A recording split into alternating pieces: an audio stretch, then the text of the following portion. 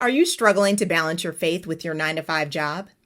Do you feel like you have to hide your Christian values in the workplace?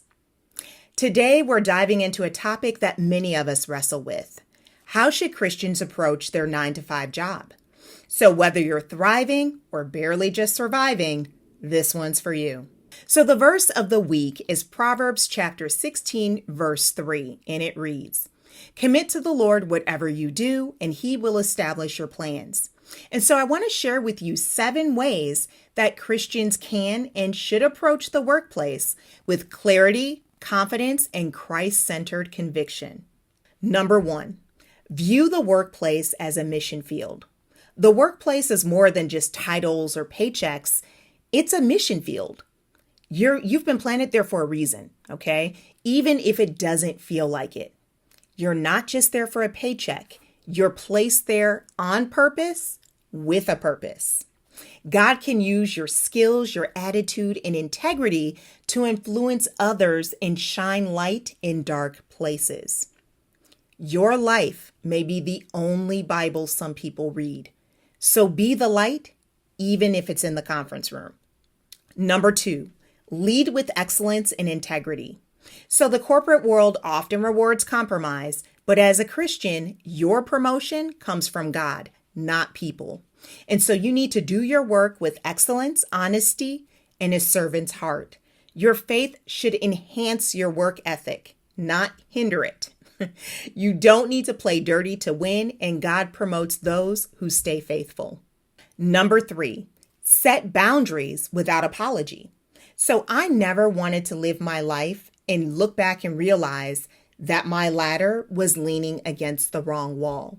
And so corporate hustle culture will drain you dry if you don't stand firm on your values. And if God didn't call you to it, you don't have to say yes to every meeting, every project, or every ladder that someone wants you to climb, okay? You're not called to burn out. You're called to impact. Respect your time, respect your peace, and your purpose. Number 4, be discerning, not distracted.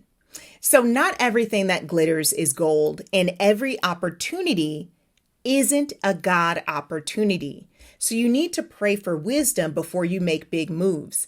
So for example, those promotions, pay raises, or new roles might seem appealing, but are they aligned with your calling or just a distraction? Number 5, use the corporate world to grow and launch. Just because you're in the corporate world now doesn't mean that you're going to be there forever.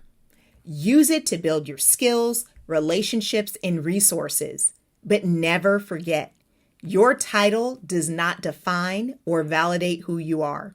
Sometimes the corporate world is your training ground, not your final destination. Number 6, do not dim your light. You don't have to tone down your faith to survive in the workplace. Pray before meetings, speak with grace, and take comfort in the fact that God wants you to defend yourself if people attack your character. We're called to be lions, not doormats. So we need to make sure that our decisions and demeanor reflect our devotion to Christ. You can be bold and wise. Number 7, have an exit strategy if God gives you one. So some Christians are called to stay and thrive in the corporate world as change agents, while other Christians are to take what they've learned and transition that into entrepreneurship, ministry, or other creative pursuits. Ask God, what do you want me to do with this? Is this a stepping stone or my stopping point? So these are the 7 steps in how Christians should approach the workplace. You're not navigating this alone. God will give you the discernment, peace, and strategy for every step along the way. You just need to stay connected to Him and others who are walking this same road in faith.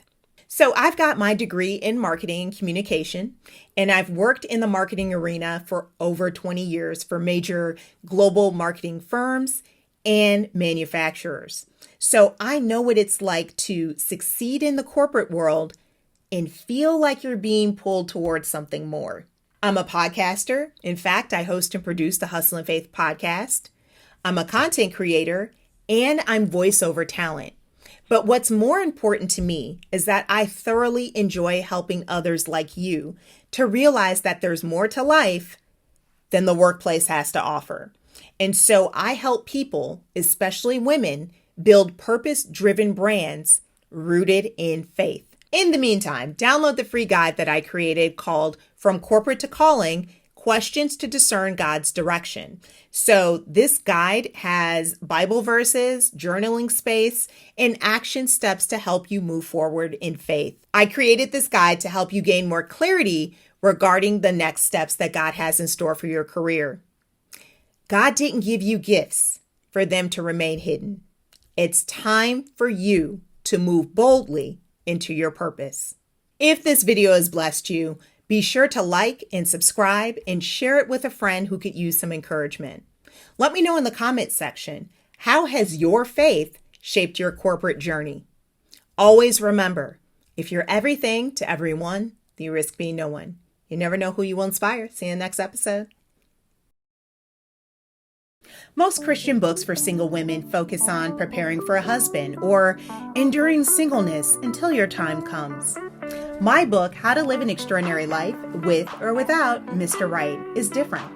It's about embracing the extraordinary life that God has already given you right now. Grab your copy today over at withorwithoutmrright.com.